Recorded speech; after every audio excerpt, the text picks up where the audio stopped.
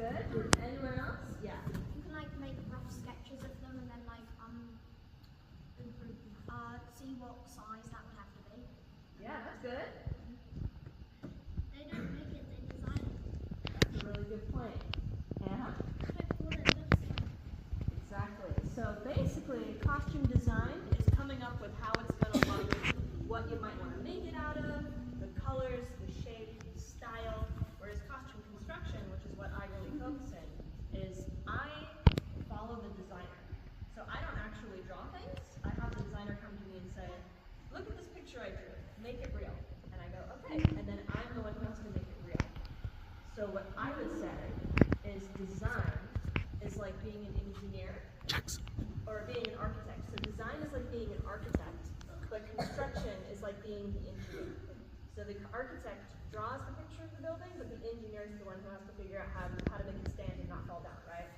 So my job is to basically be a clothing engineer, which is super cool. Involves a lot more math than you think. It's not all fun. But I have a few examples of things I've done here in New Zealand and in California. So I wanted to first pass these around. What I have here are a few examples of patterns. They're a little crinkled, but this is what we follow when we cut things out for our costume construction. Does anyone here have any sewing experience? Have you guys sewn before? Okay, we got some hands. That's good. I absolutely recommend learning how to sew. Even if you never use a sewing machine, knowing how to put on a button or fix a rip is super important because then you don't have to throw away your pants if you rip. So many different little shapes on there, and they all mean something very important. So it's all a matter of, is that where a button goes? Is that where I have to add more support? Is it going to tear there if I don't use the right kind of thread? It's all super important. And knowing how to decipher them like a puzzle is really important to know when you start sewing. And the thing is, in costume construction, it's not just sewing. I do a lot of sewing, trust me. That's my favorite part. But we also do hat making. Now, I could not bring in my hat today because it is on display, but I brought in some samples because you're always doing more of those. And what we have here are examples of all the different stitches you need to know how to do in order to make a hat. There's a lot of padding in there in order to give it more structure and more feeling. You have this fabric, and you can even feel where some of my knots are because they're not super neat, but they're hidden when you put it on your head. Wash your hands. So I'll give this a go. Should I open that for you? With all of the beads because they are big. Ah, Jackson, don't touch. Don't touch. What's on it? Don't touch that. What's on it? Anyone This is have for rubbish? anything they want to ask yet? Because I still have some more. But does anyone have any questions? Anyone want to know anything in particular? Should I put it on? Yeah. Ask her first. Ooh, corset. How long is the corset? So my very first corset, thank you very much. So this one didn't actually take me that long, even though I was only just learning how to make it. Maybe 4 days on and off, which is really not that long of a time. But my nice corset took me weeks to do because it was also with school, so I was going to my teacher and saying, how do I do this? How do I do that? But the thing about this one is it has a lot more tools involved, a lot of special tools that take time to set up. Whereas this one I just did on my machine at home, so it wasn't anything special. But yeah, corsets can actually take quite a while to make, mostly because you want to make it fit a specific person. So this is exactly made to fit me. So if I gave this to my friend, it would not fit her and it would not be comfortable.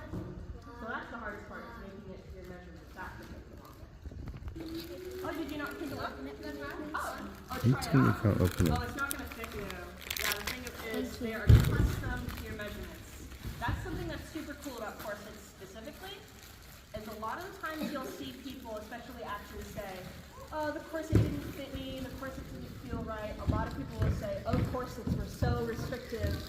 They are if they don't fit you. So the thing about this, the crinoline era, which is a type of Victorian era, we have all sorts of things like that that describe the clothes they wore. to help explain what the shape is. So this is Dutch Golden Age. So this is made to be like it was the 1600s, which was 400 years ago. And this costume specifically, made by my friend who, he's an expert in historical costuming. So this is even made exactly how they would have made it. Now there are some things that existed back then that don't even exist anymore, or we don't have anymore. So for example, in corsets, or even in here, we would use whale bone to keep it stiff. You can't do that anymore. Whales, you cannot go around taking whales' bones. That's not okay. So a lot of things we can't do historically anymore, but we try our best. So in here, it's got plastic instead. But he hand sewed it. The fabric is silk, which is one of the most delicate but really beautiful fabrics there are. Yeah? Uh-huh. Oh yeah, I can pass it. Do you want to pass this back? So I will go ahead and pass this around, but we're going to be very gentle with it. We're going to make sure we're not touching it with any dirty hands because it's silk, and silk is really hard to wash, okay? So I'm going to go ahead and show you guys. Actually, I might just walk around with it. It's got a really fun shape. You see this? Yeah, go for it. You got this frill at the bottom, which kind of indicates what era it's from. So certain clothes, you know how we all have styles, like when you think of 80s clothes, it might be really bright and they might have big hair. When you think of 40s, it might have a really specific shape of dress. So this frill helps us know that it's from Dutch Golden Age. And what's really cool about this fabric in specific is the way it was made.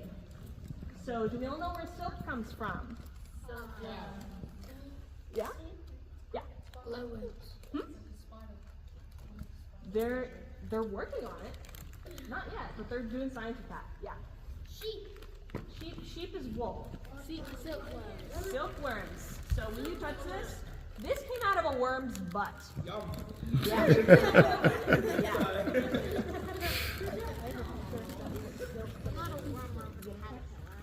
Yeah, so it's a very specific kind of worm.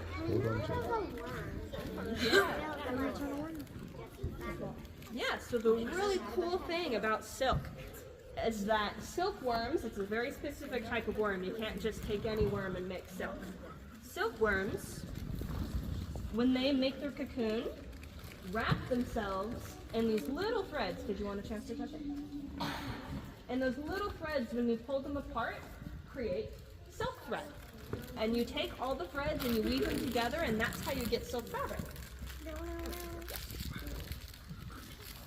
So this is crazy, right? You can make fabric out of something that comes out of a worm's butt. That sounds insane, right?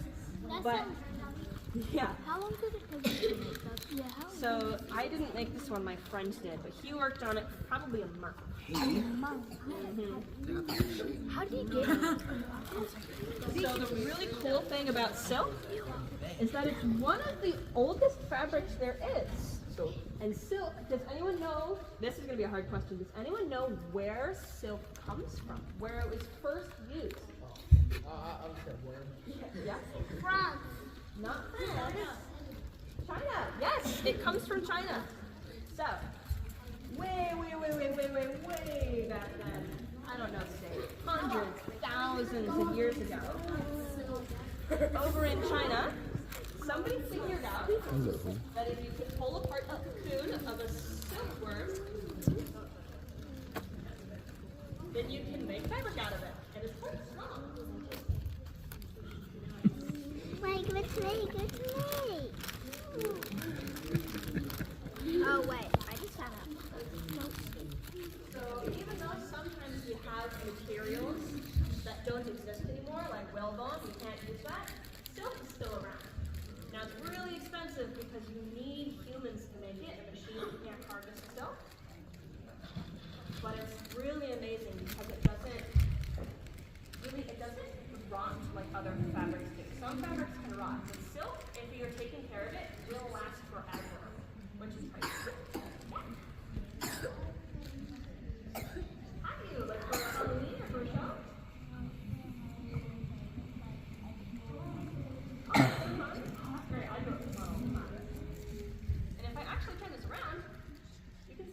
side. You can see all those lines. All those lines are little bones, and like I said, they use plastic, but way back in the day, that all would have been made out of whale. Yeah. Whale bone. All the little stitching is all done by hand. Very impressive. Thank you to my friend Reese for making me such a beautiful dress. Thank you, Reese. Reese. But you notice how there's no sleeves on it? Where are the sleeves, right? They would have had sleeves on their dresses. This kind of dress, you actually put the sleeve on separately. So I can pass around the individual sleeves, and you can see there's these little tiny loops in here. See these loops? You use these and you put thread through it, and you basically sew yourself into the dress every time you want to put it on, which is crazy, right? Yeah. Oh yeah, I wore this to a party and we all had to get ready together because we were all wearing dresses like this. So we all sewed each other in. So you go Moses, Huh? are there any more gluten-free crackers? Yes, I'll bring more. You want more? Oh yes, I didn't bring it in, but it's really interesting because the bottom of this dress is cotton fabric. Does everyone know There's more will come. how cotton fabric is made? Yeah. I was excited. I never had it before. Not six of them. I'll be doing another round too. So give it to him and then I will not give him more.